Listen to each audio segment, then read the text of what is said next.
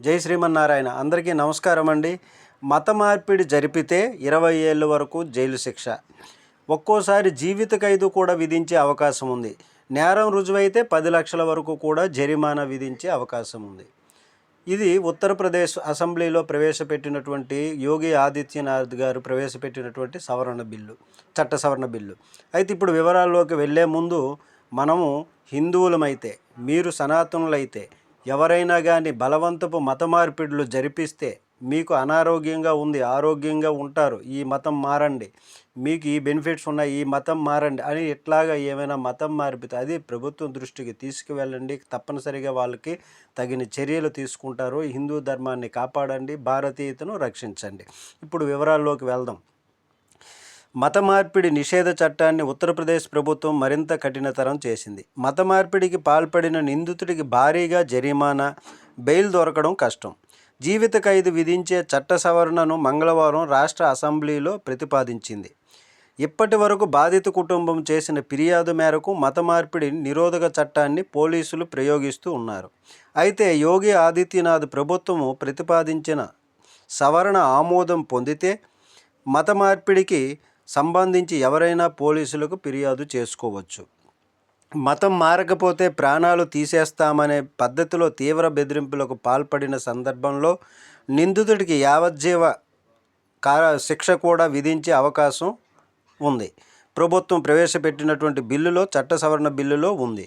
అలాగే జరిమానా కూడా 10 లక్షల వరకు కూడా విధించే అవకాశం ఉంది నేరం రుజువైనప్పుడు.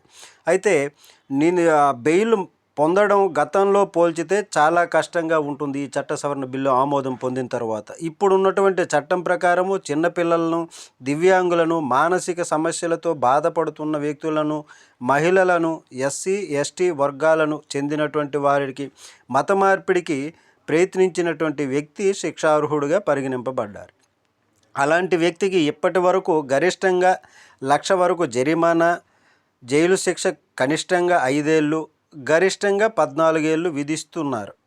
అయితే చట్ట సవరణ బిల్లు ప్రకారము గరిష్టంగా యావజ్జీవ కారాగార శిక్షను కూడా విధించే అవకాశం ఉంది.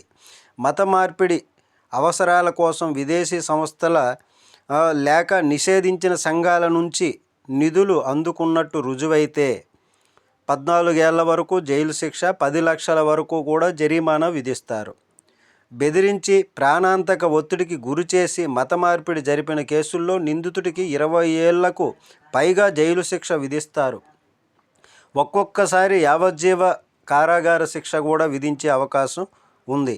కోర్టు తన విచక్షణాధికారం ఉపయోగించి బాధితులకు 5 లక్షల వరకు కూడా పరిహారం కూడా ఇప్పించవచ్చునని చట్ట సవరణ బిల్లులో స్పష్టం చేసింది.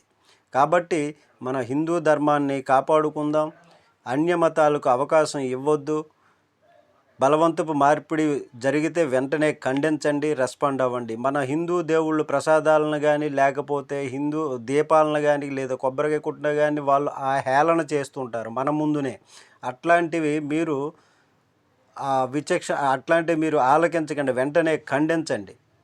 వాళ్ళు ఎలాగ ఖండించేస్తారు? వెంటనే ప్రభుత్వాలపైకే వెళ్ళిపోతుంటారు. కాబట్టి అట్లాంటి అవకాశం ఇవ్వకండి. అలాగే ఈ వీడియోని 10 మందికి షేర్ చేయండి, లైక్ చేయండి, మీ అభిప్రాయాన్ని కామెంట్ చేయండి. జై శ్రీమన్నారాయణ.